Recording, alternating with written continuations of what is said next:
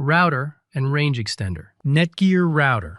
Find the WPS button. It's located next to the LAN and WAN ports. Its location is here. WPS button. Next, find the WPS button on the Netgear range extender. It's located on the side of the device. It has a triangle shape. Its location is here. WPS button. Next, I'll guide you on how to connect the range extender to the router using the WPS button.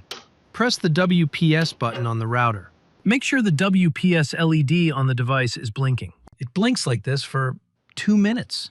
And this is the range extender, its default wireless network name. If the setup is successful, the wireless network will change. The two devices will only connect when both WPS LEDs on both devices are blinking. Wait until this LED turns green, then it's successful. Thank you for watching. Good luck.